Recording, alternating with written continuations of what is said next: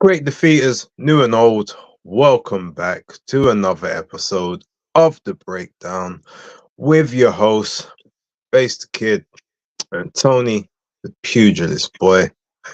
We are the children of the game. Now, Tony, how are you? How has your extended weekend been? Yeah, it's been quite pleasant. Enjoyed some football action. It's getting down to that part of the season where we start thinking about potential successes. I mean, it's been a successful season, but overall, I really enjoyed the boxing this weekend. It was bonus because we had Monday off and were able to sit down comfortably in the morning and enjoy a wonderful card from Japan. So yeah, very happy. How about And how much yourself? of that card did you actually manage to partake in? I saw the whole thing from Good from when stuff. it from when it started. All right. Makes There's a one change. You don't fight. There's normally one watch the fight whole I cards these don't. days. There's one fight I didn't see, but basically I turned on at Inoue, Takuma Inoue, and then Mm-hmm. I got Takeda versus Moloney, and obviously Inoue Nery. But there was the other one that I didn't see. Okay. Well, you're doing better than you normally do these days, so that's not bad. All right, cheeky. All right, ladies and gentlemen. So, as you can kind of see, we're both a little bit parched. So what's basically going to happen here? We're going to do the roll call as we normally do. I've seen as Tony apparently has actually seen more than me this week, which is we're going to make the most of it. So Tony's actually going to lead the show. I'm gonna eat my dinner, and I'm just going to bring in my expertise as and when. Um, So I'm gonna do the roll call, and then Tony's gonna kick it off with the action, whatever he wants to go with. He's starting. But untraceable, number one in the building. Bless ups to you, Muller number two. Shout out to you, Muller. Philip Answer in the building nice and early as well as always. Who else we got in the Fight Fan? Danny Glover from Fight Fan TV Live. Alexander the Great, Mr. Alexander Sankey. Shout out to you, Yasmin Malik. Big ups to you, Yasmin. Nige.mp4, new name looks like to me. Bless ups to you, Mr. A. It's been a while since you've been in the building, but shout outs to you as well for being here. G Train and Chris Collymore. Shout out and salute. Yes. So all right, cool. And Philip says, hey, you're not the only one eating. I'm having a pie right now. There you go. So that's the mode. That's the mood for tonight. Like, eat your food, be merry, be comfortable. But yeah, Tony, kick it off with All right. however you want to take it. So first and foremost, apology to the defeaters. I don't know why there was no Monday Night Smoke. Only thing that I can imagine is certain Manchester United fans were watching their team. I know I did see KG on United Stand yesterday, absolutely losing his SHI. You know what? United view. That's blasphemous. United stand. We don't talk about them. Sorry. United view. So yeah, I don't know if you guys obviously will have missed the opportunity to jump online and give your comments. So we'll try and address a little bit as best we can today. I'm prepared to go on a little bit extra tonight if necessary. I've got the energy. So let's crack into it. Yeah, an interesting weekend of boxing. Started off on Saturday night at the T-Mobile Arena. I get quite excited when I see things happening at the T-Mobile because it's like, obviously, I was there almost a year ago last year to see another undisputed fight. And a year later, same venue, there's an undisputed fight. And everything just looks the same. And I kind of send my aura back to those times, those lovely times out in the sun of Vegas. And yeah, it was interesting. Some of the fights were weren't really that interesting. So sorry to say, we're gonna kind of go through those ones real quickly.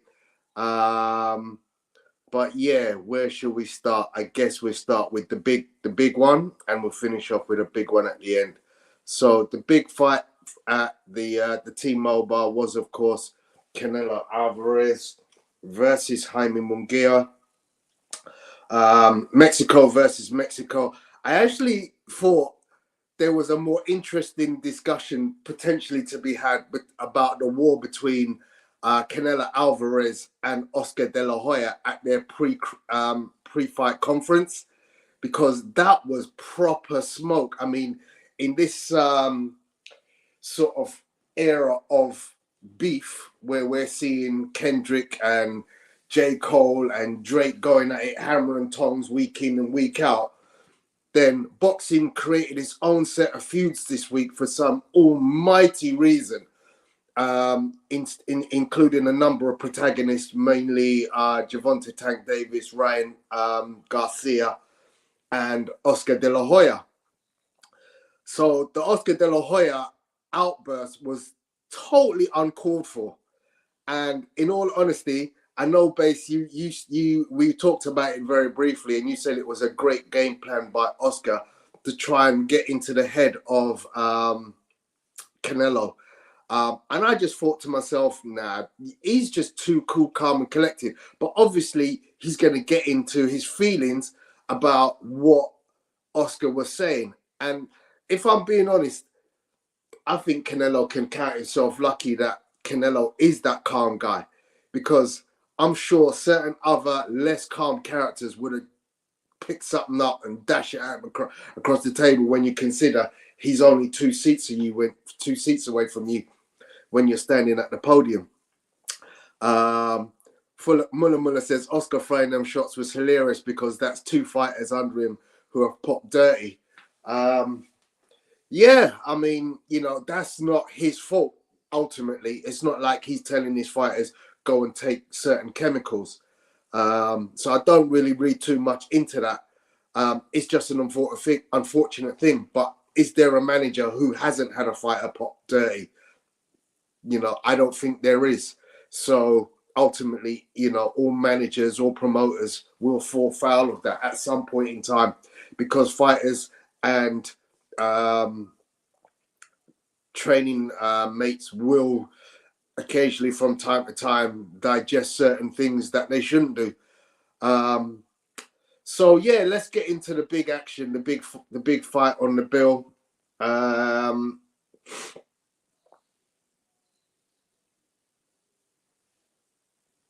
Here we go. So Canelo, heavy favorite to win this. Munguia at 43-0, obviously fancied his chances. The young upstart, 6 foot against 5'8". He obviously looked the much bigger fighter.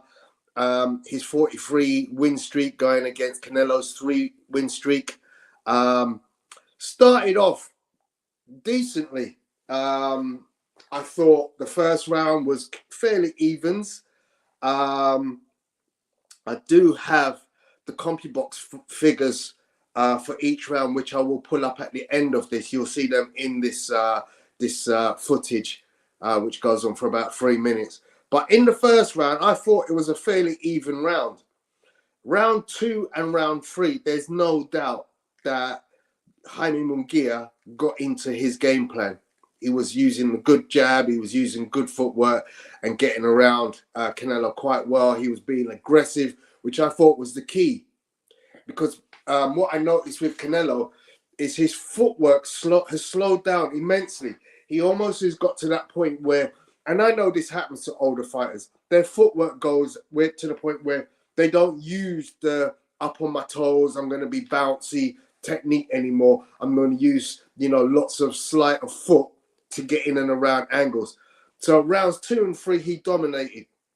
But round 3, as you can see, there was the haymaker from Canelo Alvarez, which dropped Jaime Munguia onto the seat of his pants. It's a beautiful uppercut. It's a beautiful uppercut. Now, the interesting thing is that round goes down as a 10-8 round with most of the judges.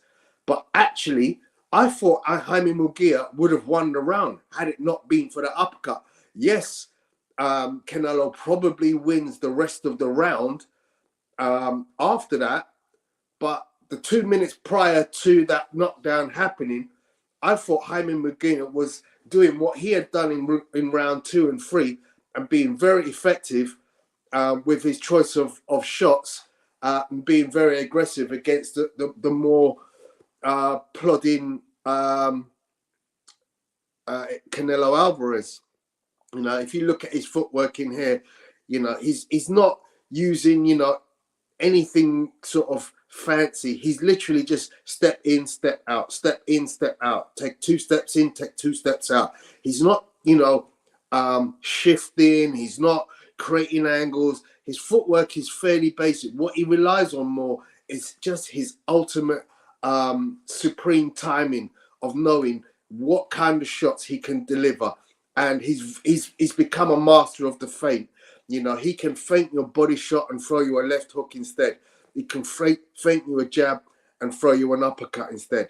Now, you can see that the CompuBot stats, which those red dots show the rounds which were Canelo rounds by way of punch statistics.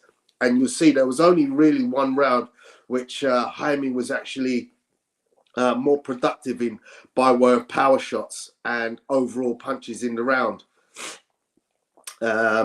which was round 3.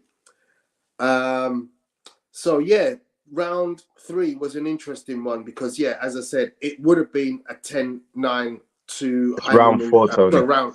Round 4, sorry, would have been a 10-9 to Jaime Munguia had it not been for the uppercut, which turned the whole round into a 10-8 on the judges' scorecards.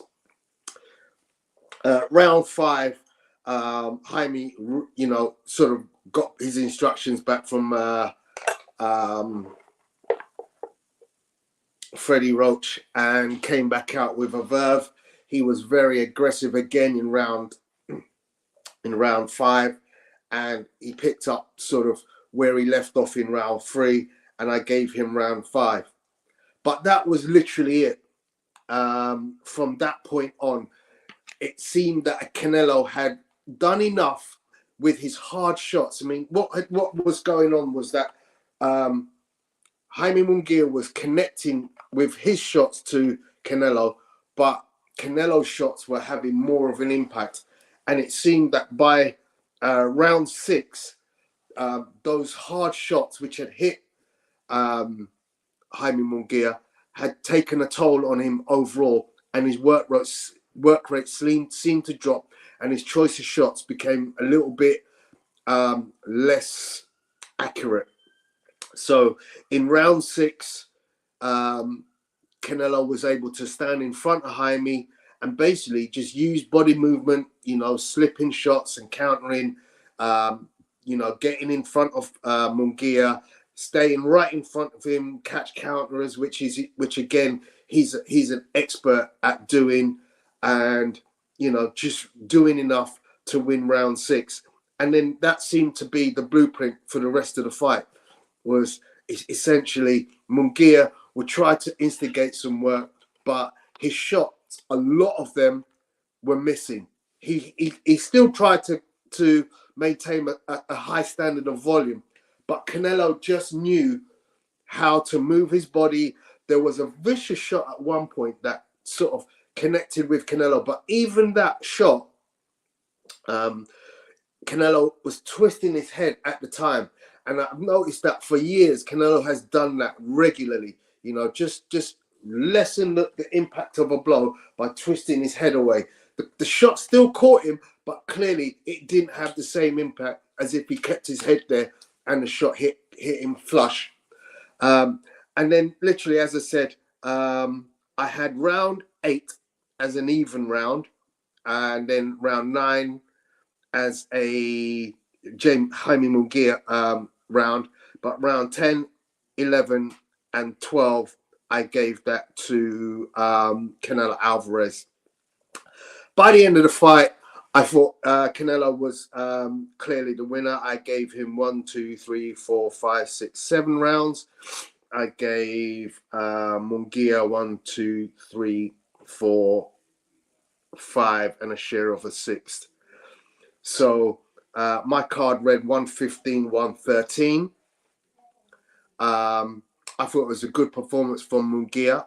He's clearly learning under Freddie Roach, his new coach. And, we've seen development since the Ryder fight. Look, obviously there was almost a case of this could have been the passing of the torch. Jaime Munguia will definitely be a fighter that will be a name to consider when we think who will carry the torch once Canelo leaves the sport or moves on from 168. Whether Jaime can stay at 168, I'm not sure. He's a big guy. Clearly, in the fight, he's taller and, his frame is quite big. Whether he chooses to stay there, obviously, it's probably at his best interest to stay there because there's killers at 175. But, he's definitely put himself in, as I said, with a shout for when the titles get fractioned for somebody to be considered a potential ruler of the division. Now, here's that CompuBox scoring card that I showed earlier. As you can see, I've put a red dot against all the rounds, which Canelo Alvarez outscored Jaime Munguia. And as you can see, he outscored him on power punches in literally every round bar the third round. Even although I clearly gave him several other rounds, which, according to these stats, he didn't hit Canelo as much as, i.e. the second, the 10th and the 8th and the 9th. But yeah, a very good fight, a very entertaining fight. Bearing in mind some of the action previous to this was a little bit pedestrian. This fight was definitely very entertaining and deserved its plaudits as a headliner bout. I would have been a bit peeved had this been a pay-per-view in the UK. But it was a pay-per-view in the UK. Sorry, you know why? Because it's on my DAZN, isn't it? No, it wasn't. It was pay-per-view. Unless you mean it's on your DAZN, your special DAZN. Yeah. My special DAZN, yeah. Which was interesting because, obviously Prime Video clearly have spent a lot of money to get in bed in boxing with PBC. But no, they haven't. They're not? Okay. Explain that to me. All right. So the long and short of that situation is basically it's nothing but a distribution deal.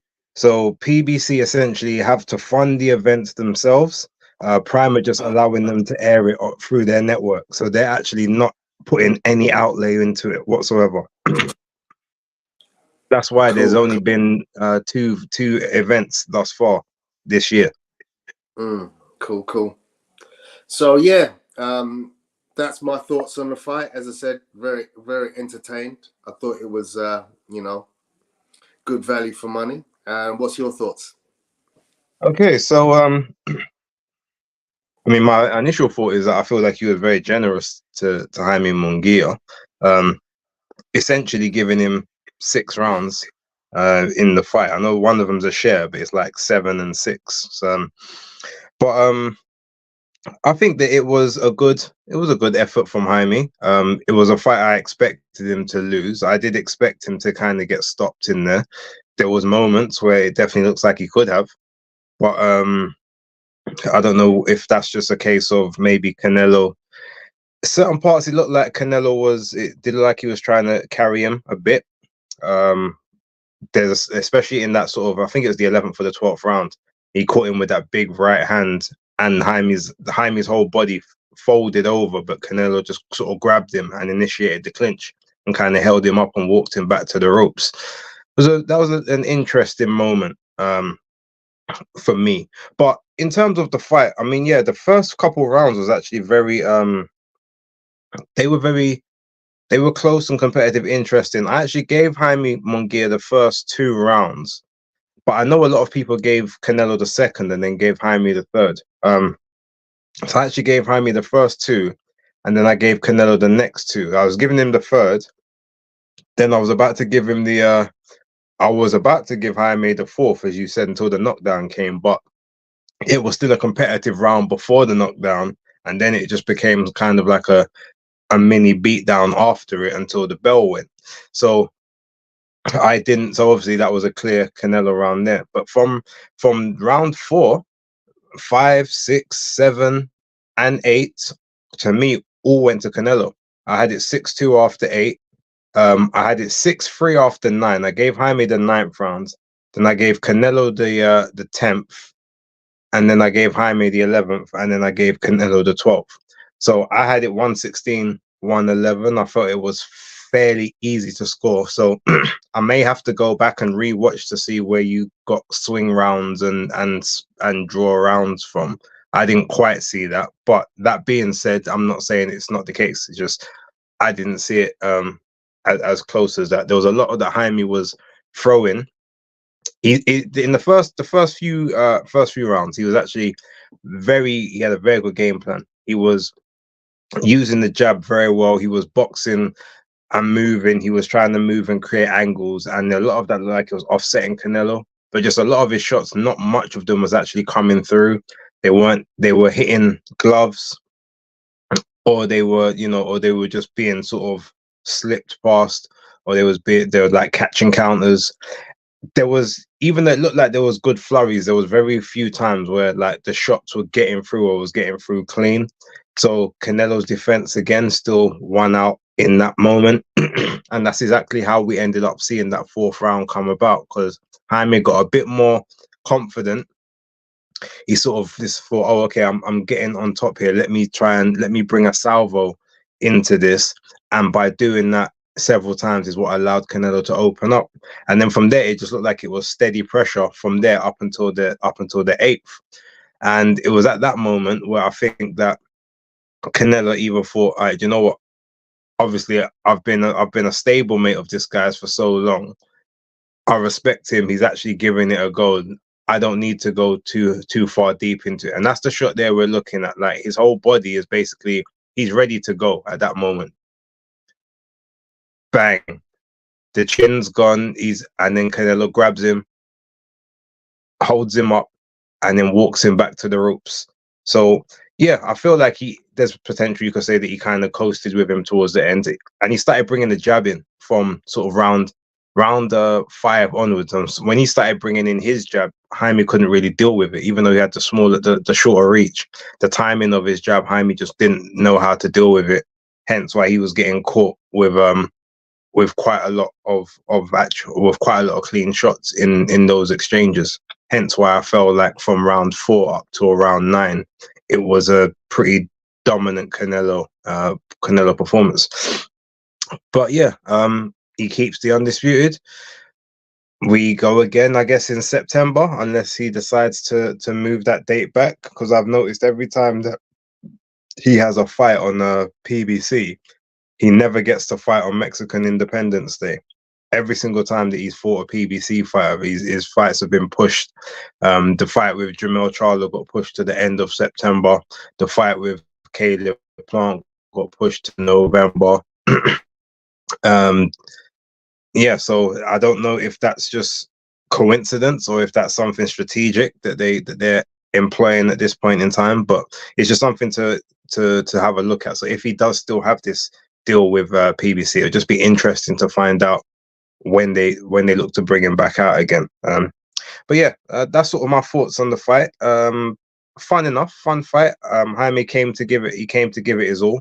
His all wasn't good enough, but that beating is probably he probably learned more from that beating than he has from the rest of the fights he's had, minus maybe the Derevyanchenko one.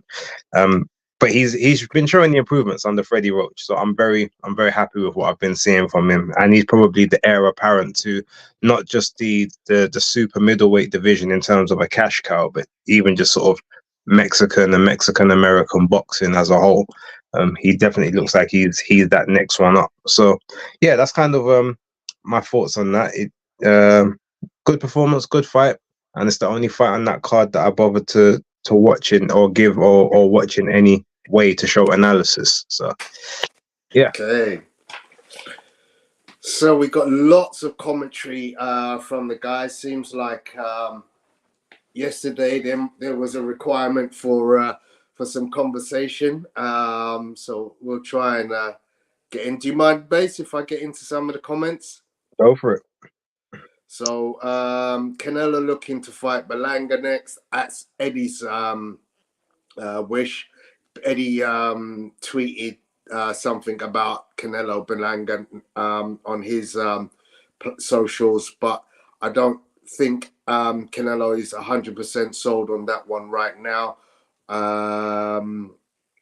Fair play to Munguia. He came to fight and let his hands go. Big up to Dan the Man. Welcome to the chat. One thing I saw that I think Benavidez will take advantage of is when Canelo does that lean back, a guy with the size and reach of Benavidez will be able to clip him. I'd still favor Canelo slightly. So, yeah, I mean, David Benavidez was ringside. They sort of exchanged eye glances and a cursory nod to one another at the end of the fight. Clearly, the whole world wants to see that fight now. You know, it's got to be.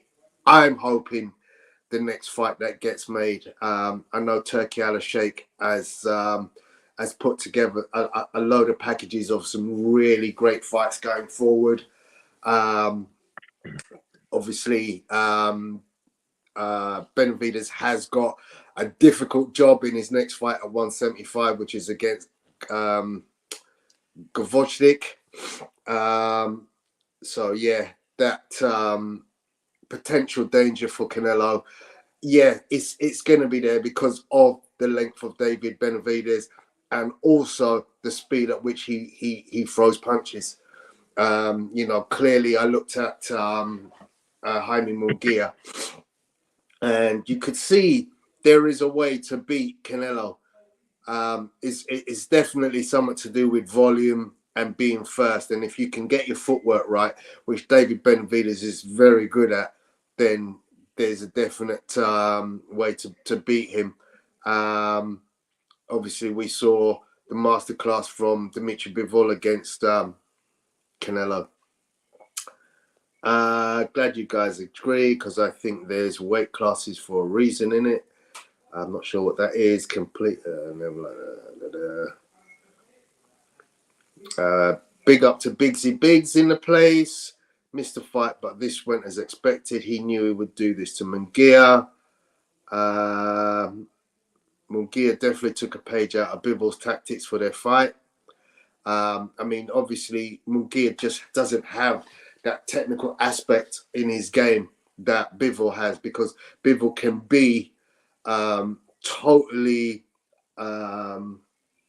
one-dimensional in the way he boxes. Because when Tony, that sorry, one but dimension, before you carry on that thought, and I'm really sorry to interrupt you, but you gotta answer this comment. go ahead. Yeah, that's beats. Big David ain't got footwork. What you on about, big man? I need you to answer your charges right there. So you asking me to answer that? Like you're the one that said he's got the footwork to work with Canelo. That's what you said. David So that's Benavidez's he's footwork challenging your comment. okay. And I'm going to respond to that by saying David Benavidez has got footwork. It doesn't look traditional in the way he moves, but it's effective because what you'll notice with David Benavidez is he barely misses shots. His feet are planted in a place where he'll hit you. When he's ready to get into where he wants to be in the trenches or you know, utilize his jab, he's got his feet placed where he can get maximum leverage from his footwork. You know, you disagree with me, Base? I 100% disagree with you, but this is your take. You've got this to answer. No, I I mean, mean, you know, that is my take. David Benavidez, you know, I wouldn't use him as a school of footwork like I would Lomachenko or Devin Haney, but definitely his footwork is adequate for what he needs to do. and his style of boxing. And in that respect, I feel that the way that I've seen Canelo slow down his foot movement, I don't think David Benavidez has any problems getting into the kill zone and getting action out onto the face of Canelo. Okay, well, Alexander's giving you a bit of grace. So he says Benavidez has got some footwork. He cuts off the ring decently, and even if it takes time, he eventually gets his man, but it isn't elite. So he's kind of said similar to what you've said. Personally, I disagree with both of you. I think he squares up way too much to have decent footwork. I think the fact that he's training with Guillermo Rigondeaux, trying to improve and work on his footwork now, tells you and tells him that he's not confident in the way he moves thus far. But that being Makes said, sense. I respect your opinion, and as the former boxer, I will curtail to your your critical eye on that sense. But yeah, I disagree. I'm just putting it out there so that when you guys are leaving the comments after the video, just remember we're not one entity. We're two separate individuals. Yeah, direct any criticism to Tony. That's what I'm saying. Or to Base if you feel he's Yeah, wrong. if I deserve it, direct it. Actually, if I deserve it, you can direct it to both of us. But so yeah, I'm just a casual.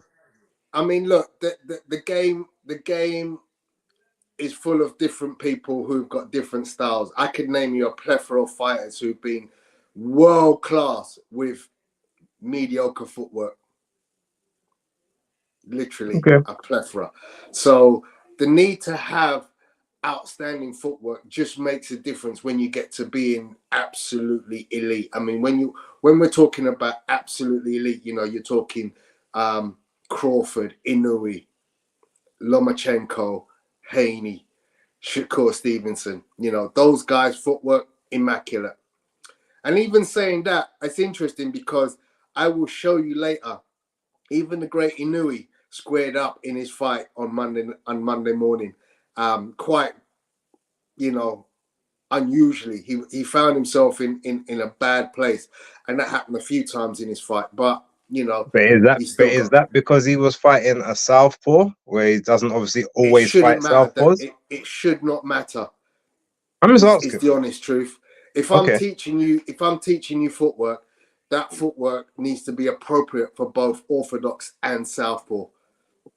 There's no point in me teaching you footwork and it being only suitable for fighting an orthodox fighter. It has to be able to deal with both styles. Often, me being a switch hitter myself, I will try to educate you by showing you how to utilize the other footwork. I like shifting. Roberto Duran, Gennady Golovkin. Those guys are classic shifters, and there is a point where if a fighter you feel you're working with is capable of taking that on into his arsenal, show it. And that's why, that sometimes that does happen, that you end up shifting into situations where you might get caught off balance. Obviously, some people do it too much, i.e. Beatrice Ferreira last week. I think she was switching like nobody's business, and I thought it was totally unnecessary. Anything else that you can see that we need addressing on that? No. That's cool. Cool. Big up to you, Daniel J. Bolting in the house. Right. So you didn't miss Inoue versus Nery. That'll be the last one we do tonight. So we've just gone to town on Canelo versus Munguia. I'm just going to do very quick highlights of the rest of the fights because there wasn't a huge amount to talk about. The co-main, I don't know why they call it the co-main, because it's the next fight down. It wasn't a main event. It was far from a main event. In fact, deal with this first. Gotta show respect. Watch this back later. Okay, I have to go early today, gents, but I'll watch this back later. Inoue is a bad dude, but he shouldn't go above 130. Stay blessed. Thank you very much, Alexander. Hope you're well. Thank you so much for the super chat, and we'll catch you next week. Yeah, salute, Alex. I'll see you tomorrow on my stream. Cool. So yeah, don't know why they call it the co-main, because this was far from a co-main. Well, no, sometimes was, they call it the chief support. It depends on if it's a big that's what enough it fight, should it's the be. co-main. That's what it should be. They actually announced it before the fight as the co-main, when in fact it should be called the chief support. Because Well, the reason they co-main probably to called this me, one the co-main is because it was another fairly big. It was a big consequential world title fight because of Yoshiki Takei, because obviously he's come from kickboxing. He's no, been I'm talking about Barrios versus Maidana. Oh, are you still on that show? Oh, I Yeah, thought we were yeah. going to. All right, go ahead. Sorry, Go ahead. buddy. All right. Sorry. Yeah.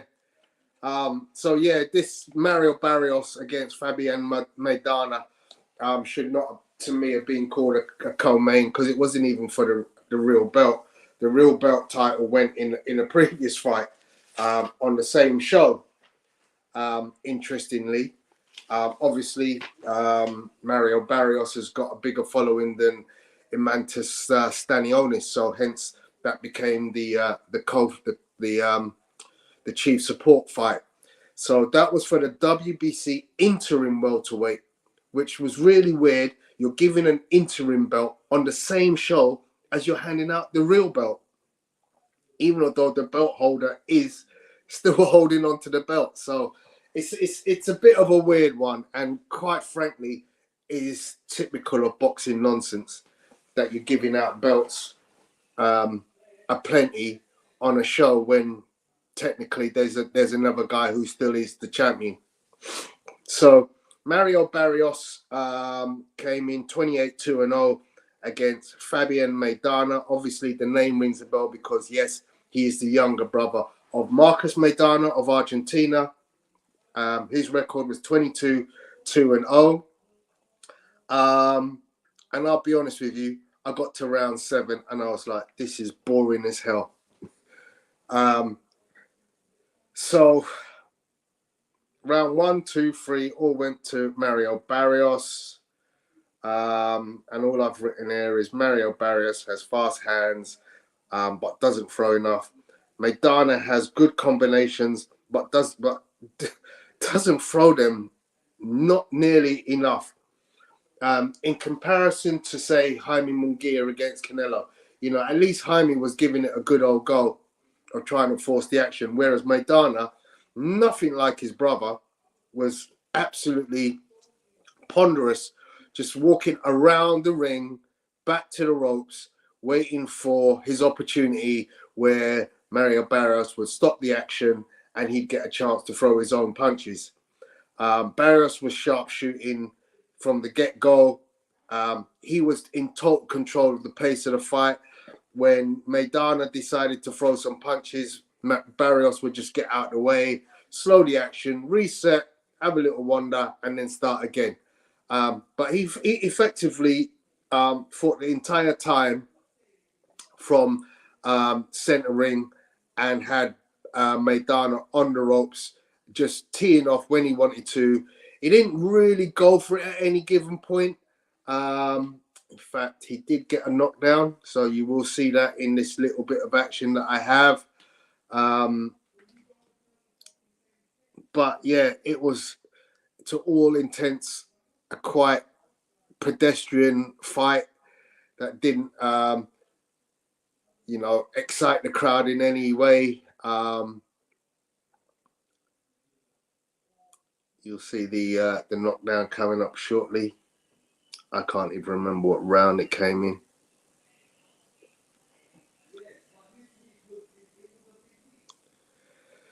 So yeah, Argentina versus Mexico.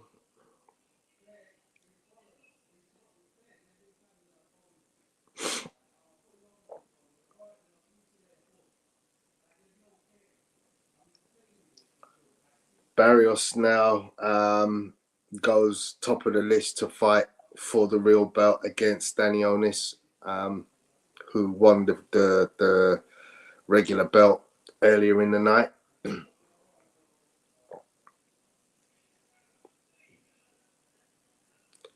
As you can see from the action here, there was a mark quite clearly under the right eye of Mario Barrios. He basically got that from the jabs of Maidana and the occasional flurry that he managed to get into Barrios, but effectively he wasn't doing enough of it. There's the knockdown.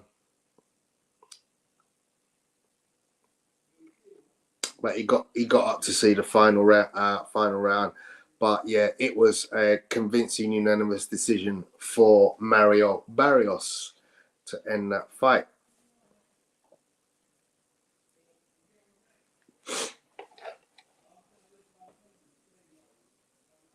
Evening, Clyde.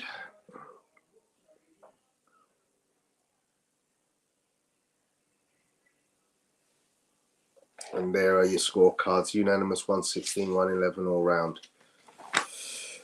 So I'm going to jump to the other welterweight fight of the evening, which was 2 fights before that. Imantis Stanonis from Lithuania. Most people know who he is. Was fighting Gabriel Maestre of Venezuela. The 14-0 Stanonis with 9 KOs was fighting the, get this, 6-0 Maestre. 6-0-1, in fact, with 5 KOs. Now, Maestre has a very good amateur record. The two of them actually fought each other as amateurs. But Maestre is now 37 years old. He turned professional at the age of 32. To say he's left it a little bit late is an understatement. Stanonis at age 29, obviously, you know, a considerable amount younger, still very much being talked about in the division as a potential champion. So yeah, he was fighting in this fight, and this was his first fight for a year, or was it 2 years? Yeah, he won the title in April 22 against Radzab Butayev. So he hasn't fought for 2 years, and then he comes into this fight. Barrios, Maidana, Stanonis, Maestro. Here we go. So the thing with Stanonis is he, as an Eastern Bloc fight, he fights like a number of other Eastern Bloc fighters, most notably Triple G, Gennady Golovkin. He's got a very stand-up, very European pressing action style, hands held very high, as you can see. He uses several of the techniques that you'd see Golovkin use. See the chopping right hand there. And he basically wants to fight right in front of you. He wants to have his head about 3 centimeters away from your head and plowing with uppercuts and hooks. Occasional jab, but generally, as you can see, it's mostly hooks and uppercuts that he's trying to hit you with. As you see there, the occasional jab. And then Maestre was also you know, utilizing some jabs. He's got a couple of little combination work going on there. But yeah, they're both standing in a fairly close proximity of one another. They're not slipping in any way. It was a rock'em sock'em type of fight for the entire 12 rounds.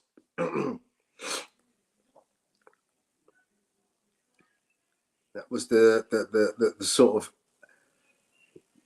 the way the fight went for the entire 12 rounds. And as you can see, quite wide win for Stanonis, 119, 109 down to 117, 111.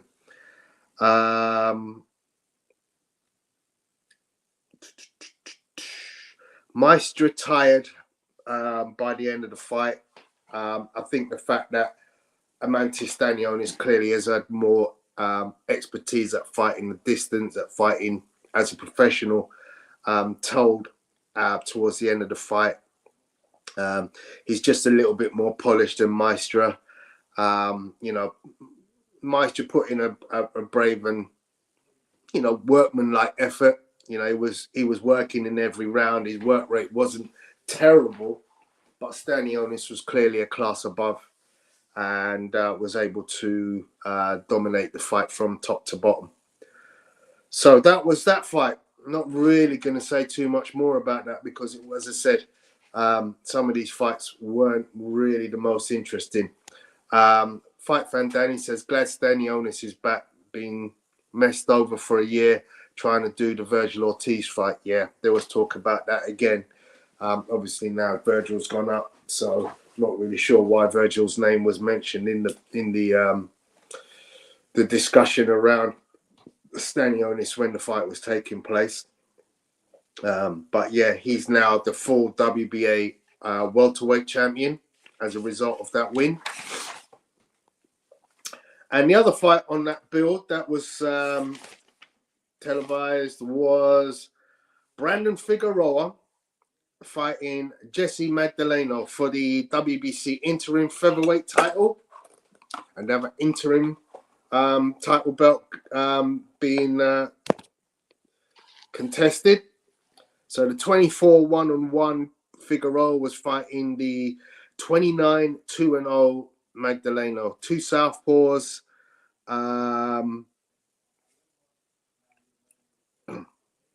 So let's see where the action is here for this one.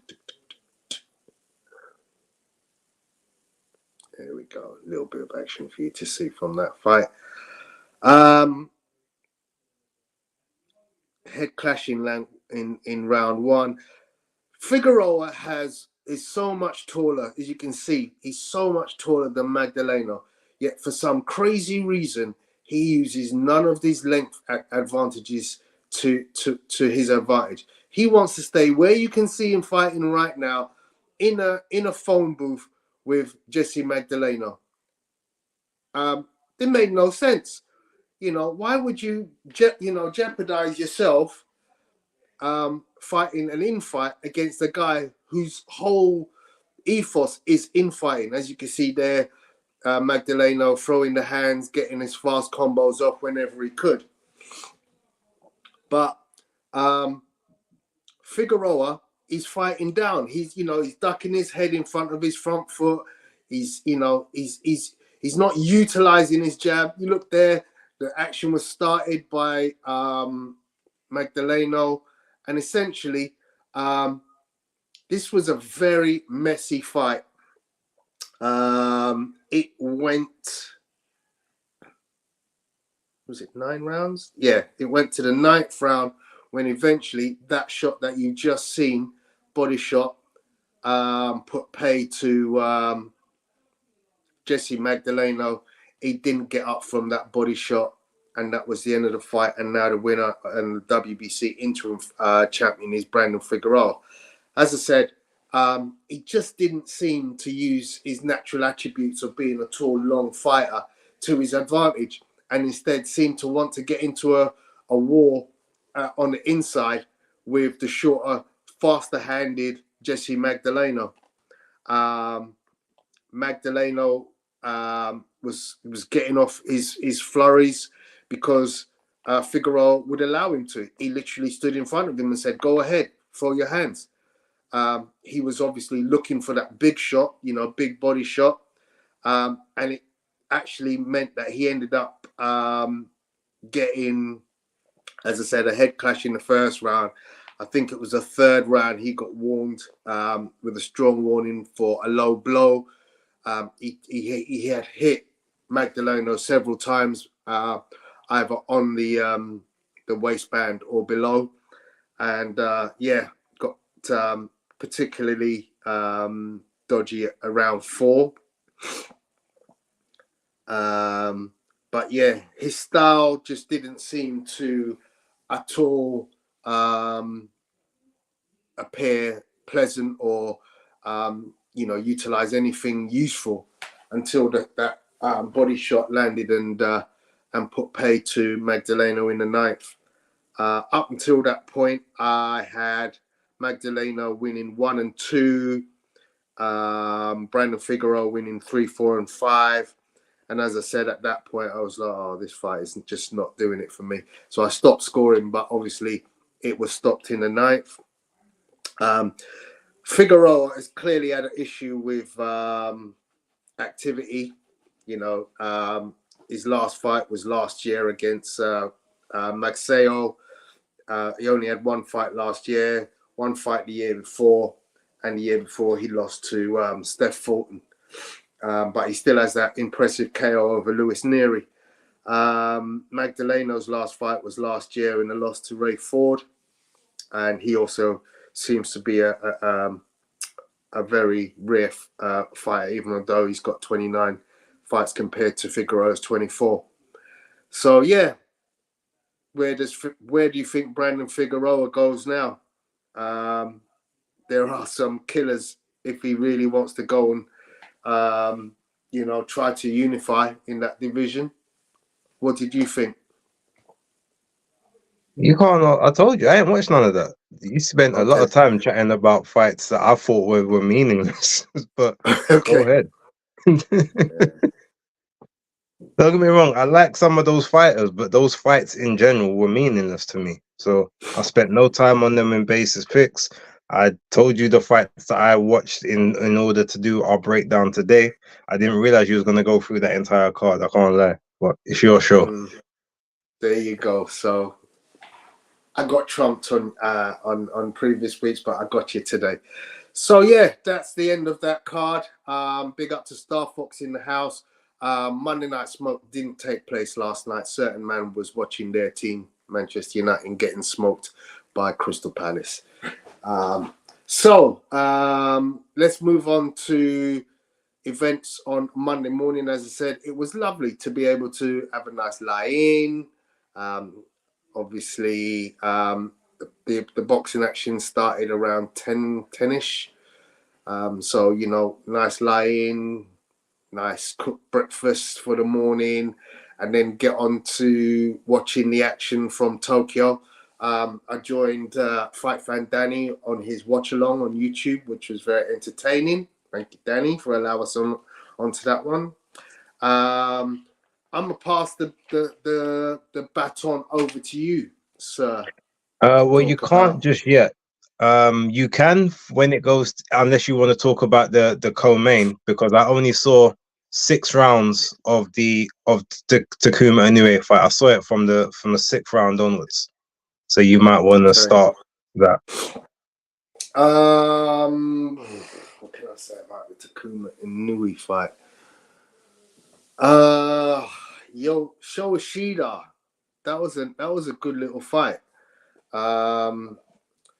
Sho at 34-3 coming into a fight against 19-1 Takuma Inoue. Obviously a lot more experience from Sho, but Takuma he's obviously improving fight by fight. He has a fairly atypical type Inoue technique in his boxing. He's obviously not nearly as dangerous as his brother by way of power, but by way of technique, he's very similar to his brother. And, you know, against a very valiant foe in Sho Ishida, this was a very good fight. I enjoyed watching it.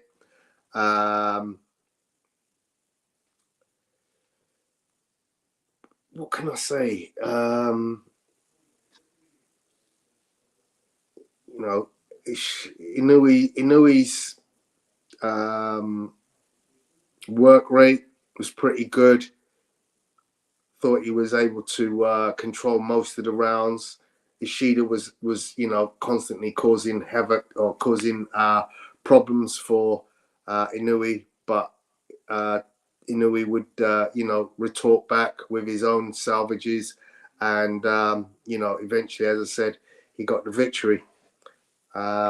Nothing over exciting about the fight, but yeah, good fight overall. Fight Fan says, mad how Takuma Inoue got dropped in the first round by Sho Ishida, which obviously then replicated itself in the main event when Naoya Inoue got dropped in the first round.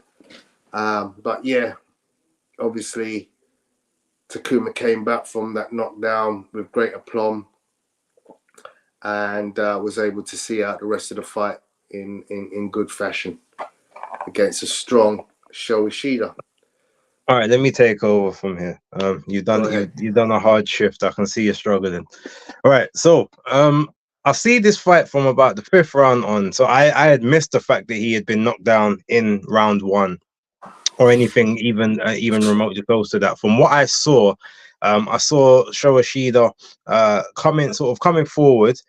He was, trying to sort of find range and find the jab with Takuma, but Takuma's footwork and his ability to be able to move around the target and throw that jab was really sort of causing issues to Sho Ishida, which is what I kind of noticed, especially in the rounds that I did see. There were several rounds at the towards the end where it looked like Takuma started almost falling in love with his newfound power, because if we remember how he KO'd his previous opponent by standing and trading in the pocket, he tried to do that with Sho Ishida. Now the difference being, like, Sho is actually he's a much bigger guy sort of naturally, even though they're the same weight. You could clearly see from height, reach, frame, he's just like a much bigger person. So that same tactic is what ultimately was getting Takuma caught throughout the fight. Hence why at the end of the fight, both of his eyes were quite badly swollen. Not to the point where obviously they were both closed, but it was visible that he had taken quite a lot of damage throughout those rounds. But it just became a situation. Sho Ishida, third time attempting to win a world title, and third time coming up short. But he's one of the most sort of famous fighters in Japan to not have won a world title of sort of the recent era, and that's purely because he's the guy that if you want a test, or you want to, you want someone to show you what you've got in terms of a talent, like he's the kind of guy you put them in there with.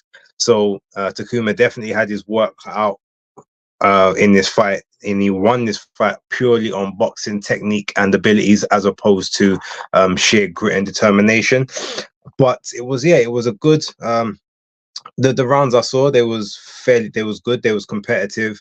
From what I watched, it looked like the right person won the fight, but again, I can't comment on the first half. So even though I'm going to assume that Takuma probably did the better work overall in that first half of the fight, it's definitely a case that the rounds that I did see, he was just a bit more in control of those, not to the point where it was dominant, but it was to the point where it was kind of clear. That's sort of the takeaway I had from the fight.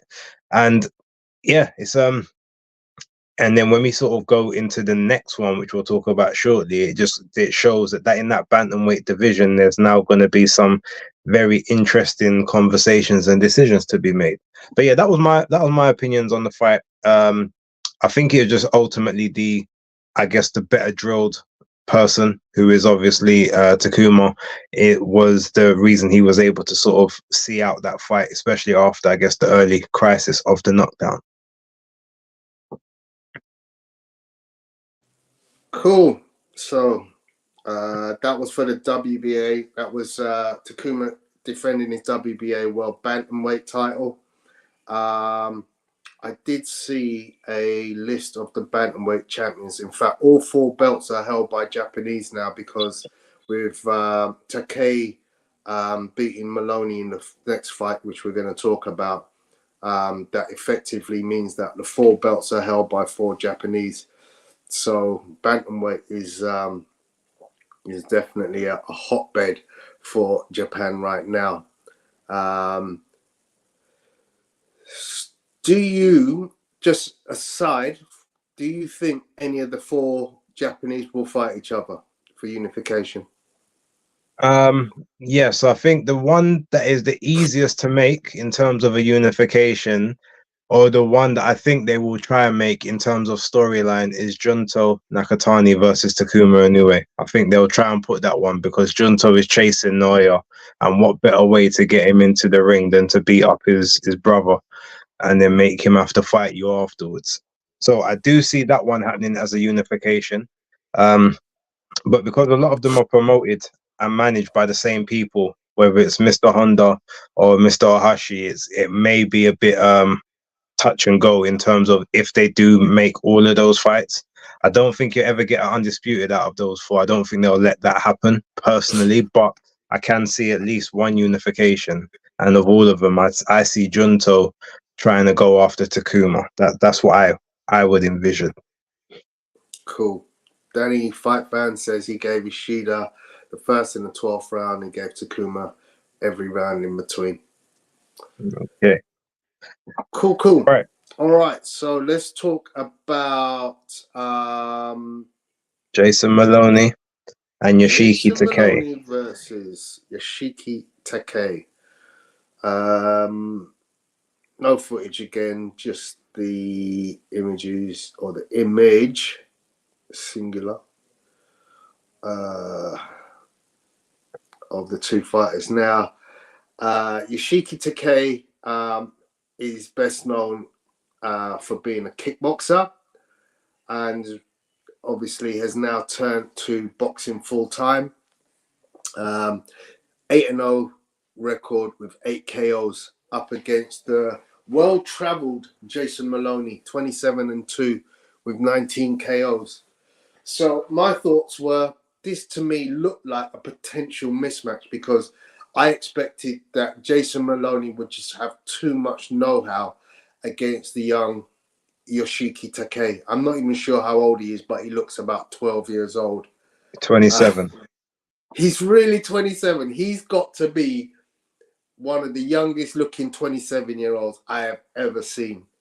Well, you know, Japanese people age like black people, so it's not surprising. Yeah. But this fight was not as I expected because, as I said, I thought Moloney would put the pressure on the younger fighter. I think he's younger. I might be wrong now that I've heard he's 27. Who? But he definitely looks a lot younger. That's all I can Who? say. Who looks younger? Takei. Takei looks way younger. Yeah, no, he's 27 and Jason Moloney's 33. There we go. Okay. I mean, Moloney's looking good for 33. Let's give him his due. But yeah, as I said, I expected Moloney to dominate this one and to have too much for the youngster. And obviously, seeing Jason Moloney in battles against Inoue in the past and other greats in the bantamweight and flyweight division, I just thought his knowledge of world title fights would stand him in too much stead against what I consider to be a raw novice. Now, I don't know what to say other than I kind of felt like there was a fix going on because Jason Moloney, to me, didn't even start. He literally started in the 12th round. I remember saying to Danny, I don't know why, but if Jason Moloney had done what he did in the 9th round, 2 rounds earlier, he probably knocks out Takei. If he started the fight with that intention, he probably gets the man out of the fight in 6 rounds. But he just seemed to be on nonchalant streak, where he was happy to just pick the odd shot here and there, allow Takei to get a foothold into the fight and build up a set of rounds in the bag through the first half of the fight. And effectively, you know, you're looking at this kid and thinking, well, he's not great at anything. You know, he's decent jab, throws some combinations. But too many times, I was looking at this fight and thinking to myself, well, for guys at this weight, they generally aren't throwing not even close to enough output. When you consider how many punches you would expect to see a bantamweight throw, these two were like, let's have a little wander around the ring. I'll throw a few, you throw a few. I'll throw a few, you throw a few. I didn't think this was an entertaining fight at all. I thought Takei showed his naivety, his lack of what can I put it? Sustenance to be a really good world champion, or to be considered a really world-class bantamweight. It looked like two guys were fighting for the Southern Area title, if I'm being honest. Moloney just didn't at any point put his foot on the gas and say, you know what, let me try and impose myself on this kid. And as I said, it was only in round 12 that he went, okay, I'm going to give this a go and try and knock him out. And it was like, if you'd have done this two rounds earlier, you'd probably knock him out. Because Takei was knackered by about round 8. I think this was the first time he'd gone 12 rounds. So, you know, a guy comes into a world title fight. He's got very little experience. You take him into the championship rounds. He's never been there before, and you still don't get into him in the 10th, 11th until the 12th. It just seemed really strange, and I just kept thinking, why would he do that? You know, this is just not the Jason Moloney that I've seen in previous fights. I'll let you comment on that one, Base. Yeah, no, I thought it was a decent enough fight, to be honest.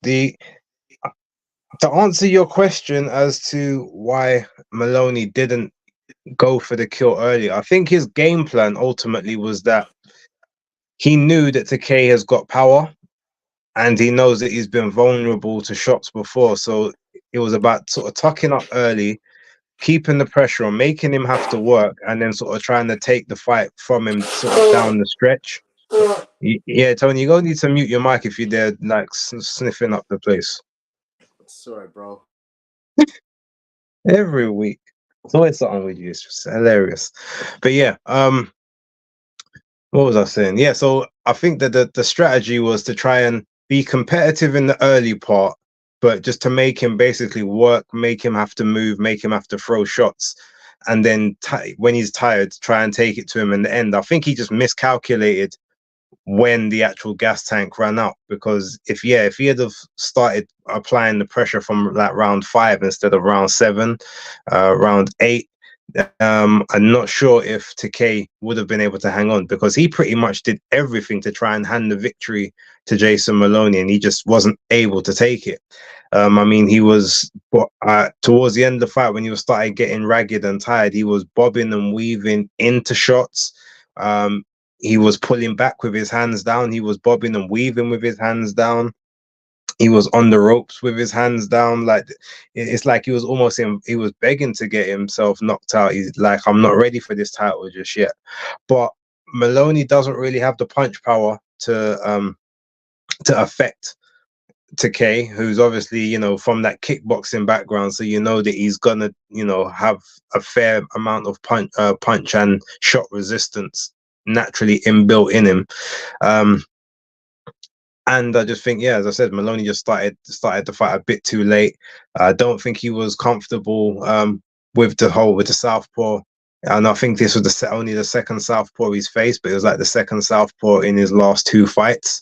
So I just don't think he was dealing comfortably with where to sort of place and position his feet, where to move to. Plus, not to mention, even though Jason Moloney is well schooled, you've got Takei, who is, you know, he's not as schooled. He comes from kickboxing. You can clearly see that by the stance that he employs. So when you kind of see it, and like he's throwing shots from slightly different ways than you're normally expecting, it kind of throws you off, especially in those early rounds. And I think he just didn't really get a read on him, and didn't really understand what he was doing or how to sort of nullify him until it was kind of too late. He maybe also got to Japan a bit later than he wanted to. Maybe he didn't make the weight the best way, because he wasn't moving like he was in tip-top condition. He was kind of moving like he had to force himself through the majority of the rounds as well. That could just be a father time thing. He's had a bit of a hard career. His last 2 fights have both been majority decision wins. So, you know, he's had several hard nights as of late. And maybe this is just like one night sort of too far. But that's sort of my thoughts on it. It was I thought it was an interesting fight in the first half. Like I said, the second half it just looked more like survival by Takei, but he did enough up until sort of round 8, round 9 to bank enough rounds. So as long as he stays on his feet, yeah, he wins the title. So I had no sort of issues with that in terms of him winning, him getting the decision. I picked him to win the fight, but I predicted he'd do it via knockout in around about the 8th round. But ultimately, in the 8th round is when the tide started to turn against him. But yeah, like I said before, with the 4 Japanese champions, there will definitely be a unification. I just don't know if we can ever get an undisputed out of them. But I expect it to be. I expect Junto to go after Takuma in order to get that Inoue fight sometime down the line. But yeah, that's my thoughts on it. Decent. You're muted. Sorry. So, do you want to talk about the Akui versus Kuwahara fight? I didn't see that one. I told you when I jumped in.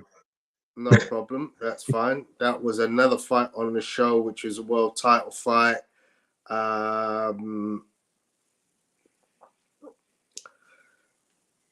Kuwahara lost unanimous decision to Seigo Yuri Akui for the WBA World Flyweight title.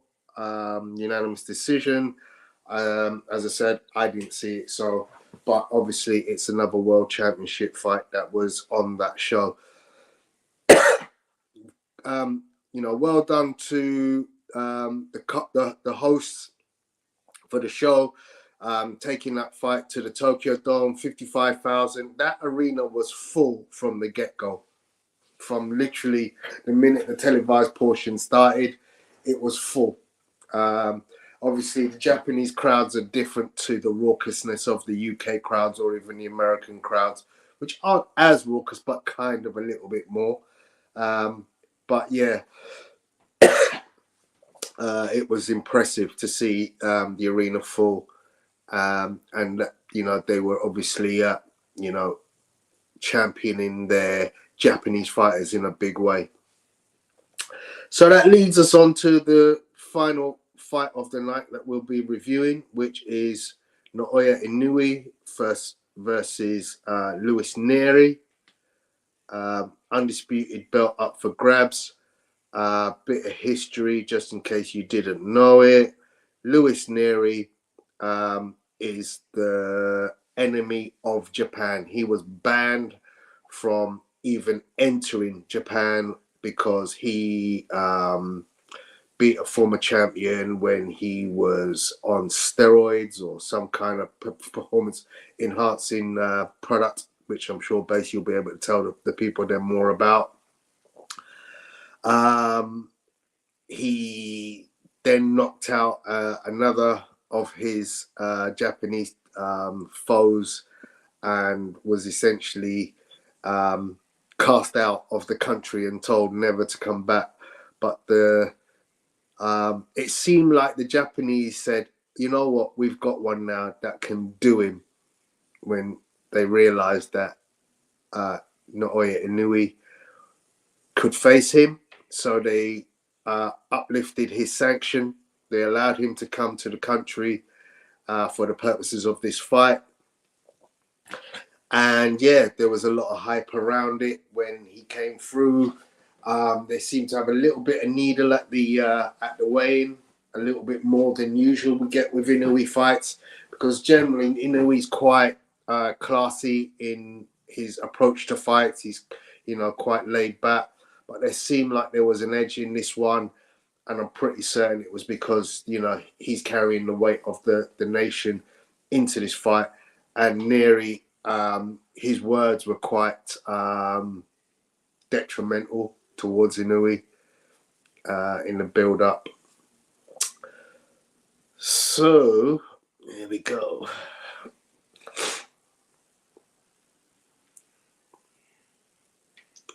Taking place at the Tokyo Dome, all the marbles up for grabs. 26-0 versus 35-1-0. As you can see, a fairly intense stare down at the weigh-in.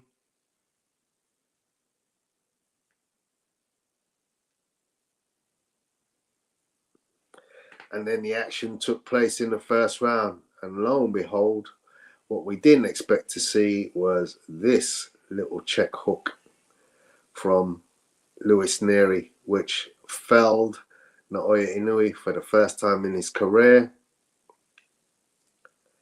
But that only seemed to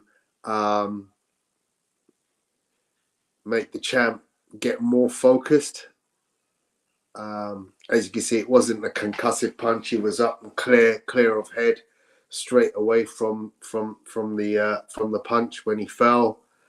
And then when he did get up, he seemed to just go through the round. And then from the next round on, it was like, yep, I know what I'm doing. I'm about to rattle this guy's cage. And then there you go. There's the first knockdown. Lovely hook there. So quick, you know. It's just a beautiful shot. And that's what we've come to expect of Inoue. We'll see it one more time, I think. Boom! What a beautiful shot. You know, it's on the back foot as Nery's applying pressure, because he's obviously knocked Inoue down and he thinks he can do it again. And this was a lovely hook off the ropes. Nery going in, trying to get back the ascendancy. And there goes the left hook. And again, he's down. There's a double left hook from Inoue. And I saw this lovely passage. As you can see, Inoue playing with Nery. I think that was round 3, where he said, "Come on, hit me on the chin." And then he goes on to proceed to hit him with some really nice shots. As you can see, he gets really comfortable in here. He's like, yeah, what you got? What you got? Hit me. Take that if you want. So yeah, the usual sharp shooting from Inoue starts overtaking the efforts of Nery, and he literally just pieces up Nery until it gets to round 4, where he gets this beautiful right hook that drops him concussively to the ropes. As you can see, he's pretty much out. And again, it's a double hook. Hook, hook, boom. That combination is a thing of beauty. It is unbelievably impressive to be able to throw that combination, left hook, right hook, in that place where, you know, potentially he's up against a big puncher, but he had the confidence to throw it. He had the timing to throw it.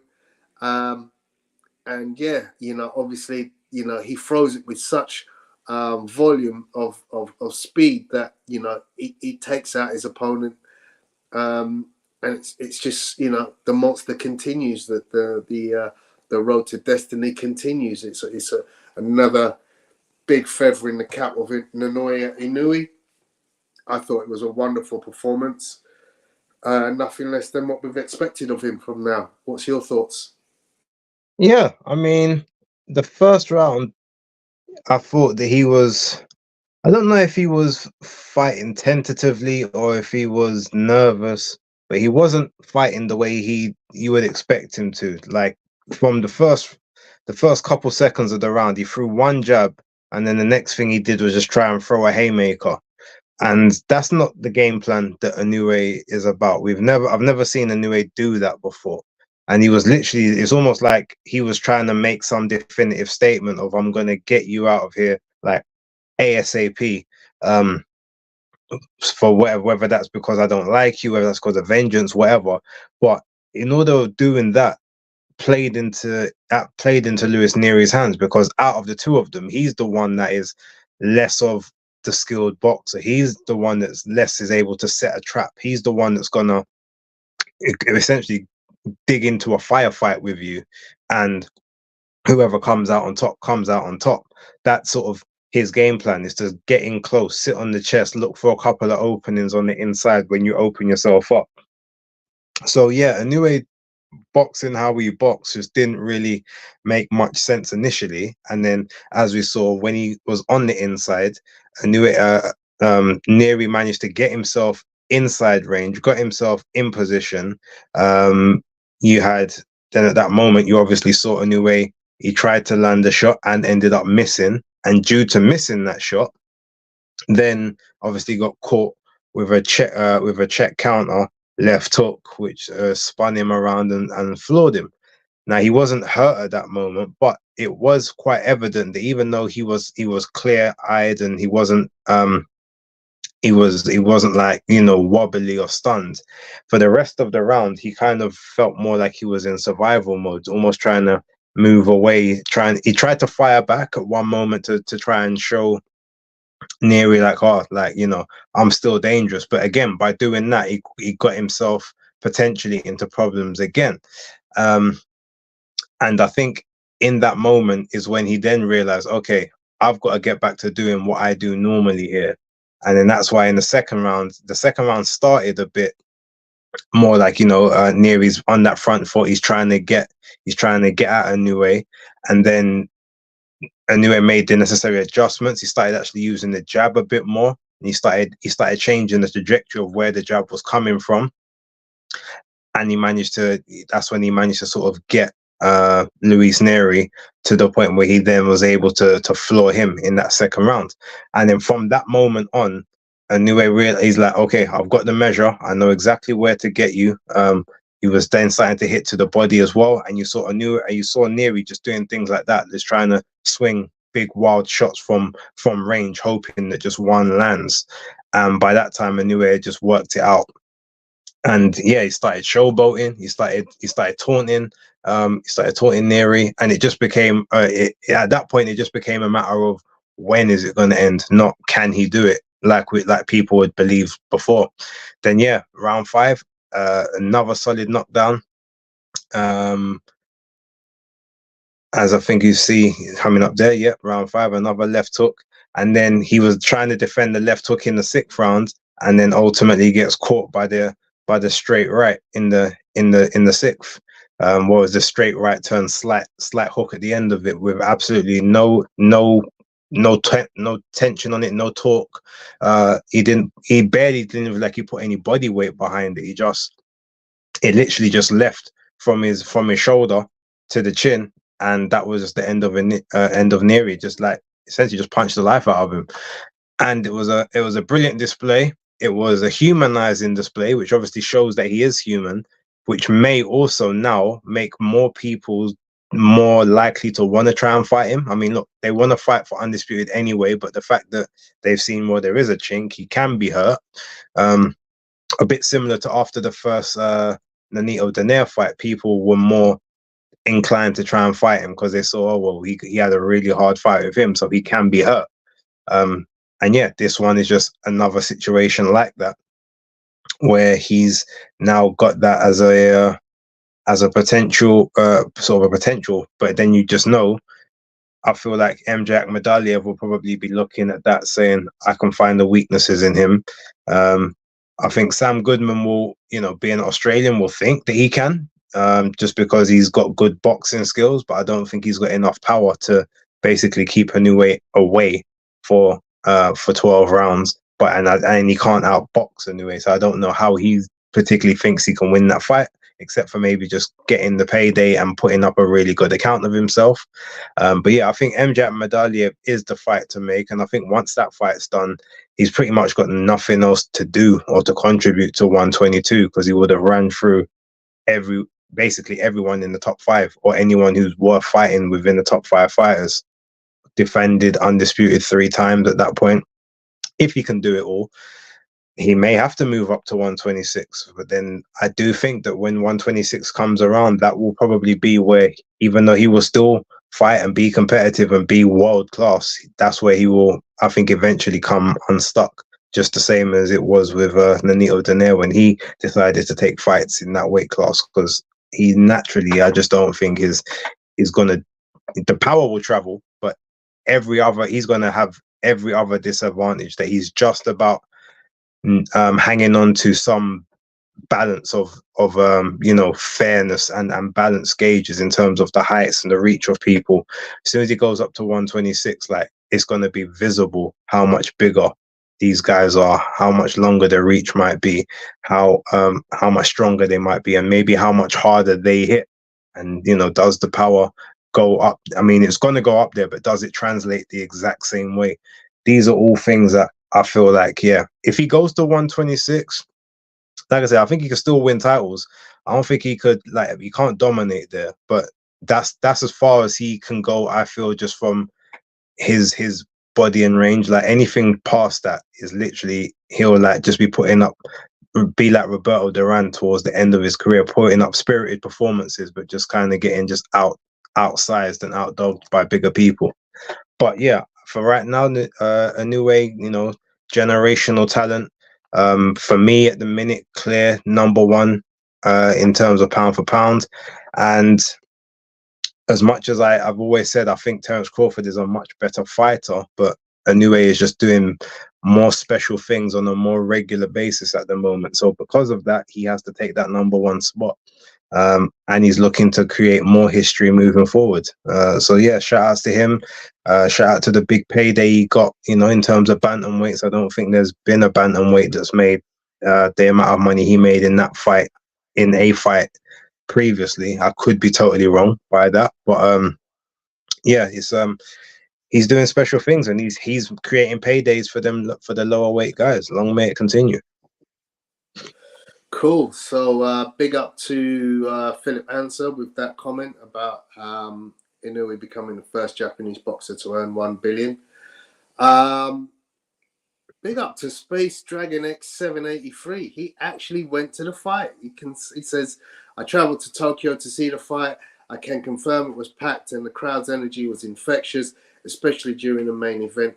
Nery was being booed, as you'd expect. He was probably the most hated individual in Japan at that time.